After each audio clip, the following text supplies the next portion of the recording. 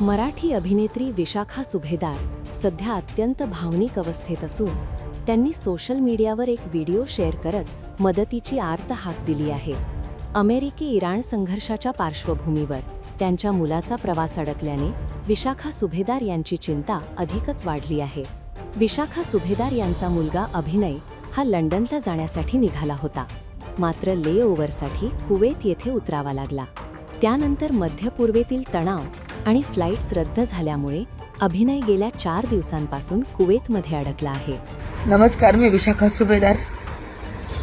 माझी महाराष्ट्राचे मुख्यमंत्री देवेंद्र फडणवीस साहेब आणि आपल्या देशाचे पंतप्रधान नरेंद्र मोदीजी यांना विनंती आहे. माझा मुलगा लंडनच्या प्रवासाला निघाला होता, पण कुवेतमध्ये त्याचं लेओव्हर असल्यामुळे त्याचं फ्लाईट तिथे उतरवण्यात आलं. पण गेले 4 दिवस एअर स्पेस नसल्यामुळे सगळ्या देशाला माहिती विमानं रद्द केली आणि माझा मुलगा गेली 4 दिवस कुवेतमध्ये अडकला आहे. आणि आता तिथली परिस्थिती गंभीर होत चालली. आपण बातम्यांमध्ये पाहतोय, तो स्वतः तिथे अनुभवतोय. अनेक ड्रोन हल्ले तिथे होत आहेत.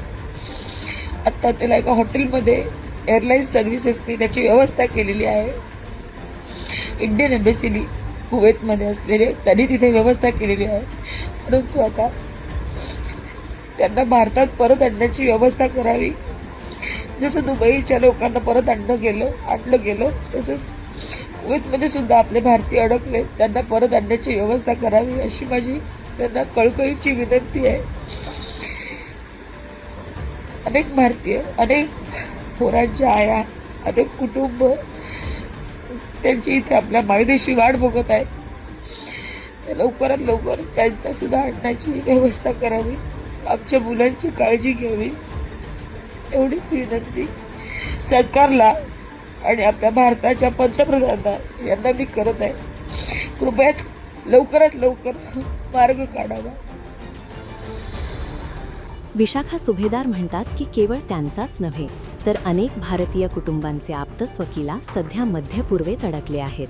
सर्व पालकांची हीच चिंता असून आपल्या मुलांना सुरक्षित भारतात परत आणावं हीच त्यांची एकमेव मागणी आहे. सरकारकडून यावर काय निर्णय घेतला जातो? कुवेतमध्ये अडकलेल्या भारतीयांसाठी काही विशेष पावले उचलली जातात का, याकडे आता सर्वांचे लक्ष लागले आहे. विशाखा सुभेदार यांच्या या भावनिक विनंतीनंतर प्रशासनाची पुढील भूमिका काय असेल हे पाहणं महत्त्वाचं ठरणार आहे.